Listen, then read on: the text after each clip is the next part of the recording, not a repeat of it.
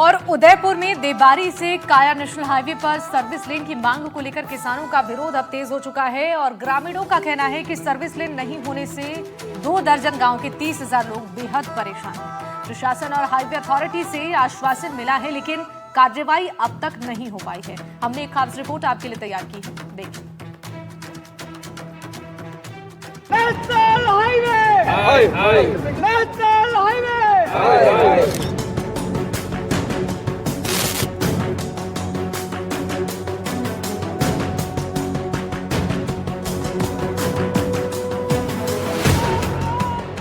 उदयपुर के देबारी से काया नेशनल हाईवे पर किसानों का गुस्सा अब उबाल पर है।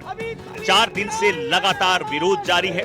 वजह है सर्विस लेन का अभाव। 2 दर्जन से ज्यादा गांव के 30,000 लोग रोजाना 4 किलोमीटर अतिरिक्त दौड़ लगाने को मजबूर हैं।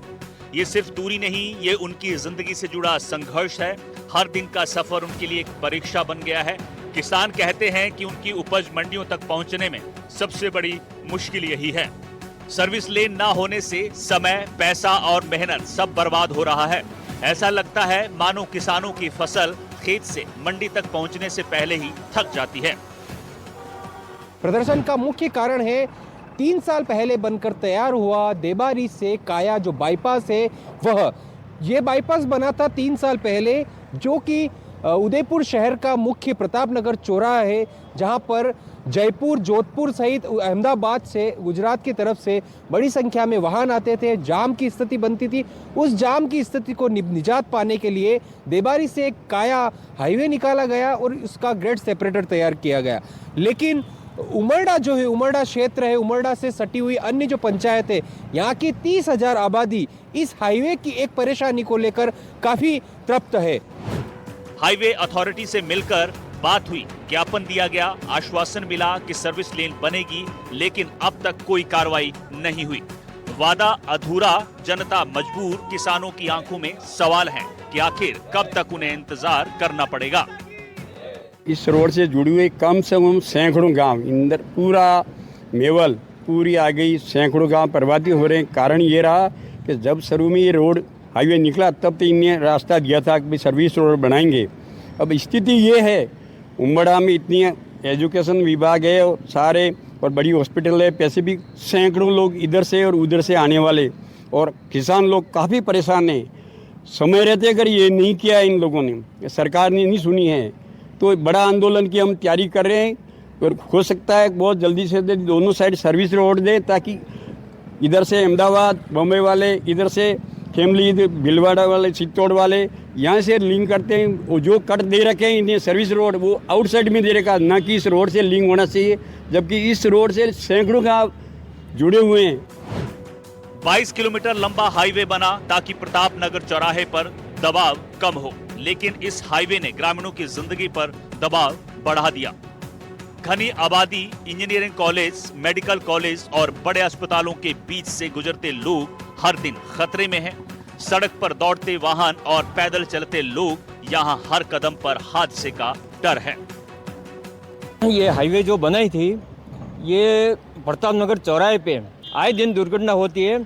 उसके चलते हुए उसको माइनस करने के लिए ही ये 76 बनाई गई, और इसको बनाने से रेवेन्यू, रास्ते सब किसानों के लिए सब कट गए। और उसके अलावा जो अभी मांग चल रही है हमारी सर्विस रोड के लिए, तो ये चलिए मेन रोड में सब रोड पे दे दिए, 2-3 जगह कट दे दिए इसको ना। देबारी से काया तक 2-3 कट दिए उन्होंने सर्विस लैंड दिए, जो कि वो मेन इस रोड पे काम जरूरत इस जगह थी, और हजारों मतलब लोग आने जाने के लिए। वो तो ठीक है, लेकिन अगर किसी को आना हो चित्तौड़ की तरफ से तो क्या समस्या हो रही है आपको? समस्या क्या है ये बताओ। समस्या ये 3-4 किलोमीटर का उनको चक्कर काटना पड़ता है। वो रिको में दे रखा है, रिको से आएंगे वो तो घूम के आएंगे, और उनको मतलब रास्ता मालूम भी नहीं है।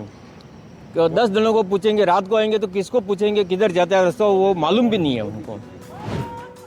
ग्रामीणों का कहना है कि जमीन पहले ही अवाप्त की जा चुकी है, जगह भी तय है, फिर भी सर्विस लेन नहीं बनाई गई है। आखिर क्यों?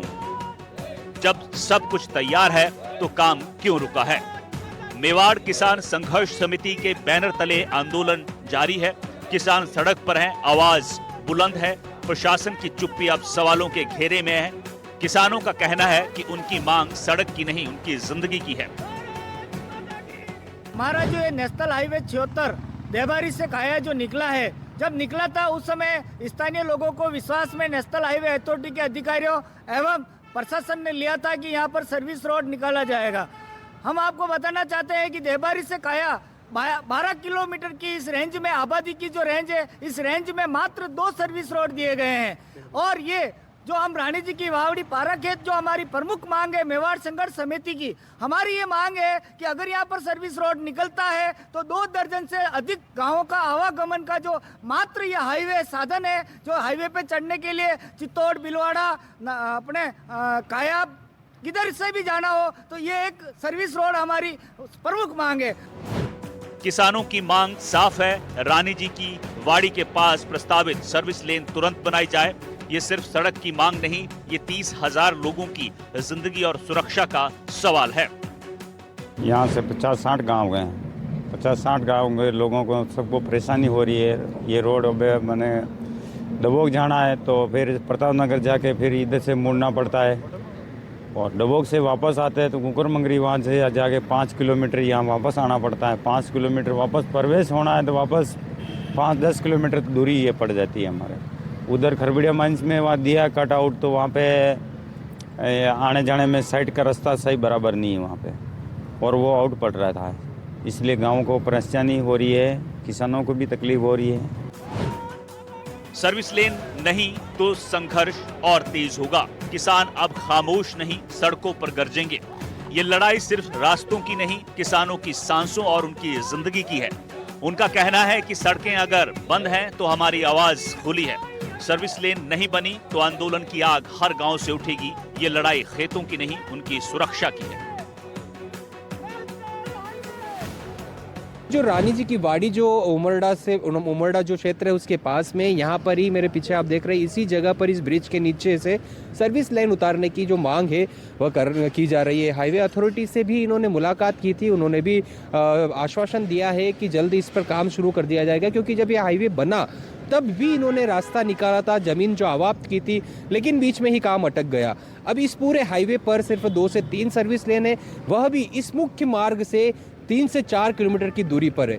इसी वजह से शहरी क्षेत्र के व्यक्ति को अगर उमरडा से क्रॉस होकर जो रिको इंडस्ट्रियल एरिया है या फिर अन्य जो क्षेत्र है वहाँ जाना होता है तो उसको लंबा चक्कर काटना पड़ रहा है। विपिन सोलंकी, NDTV, उदयपुर।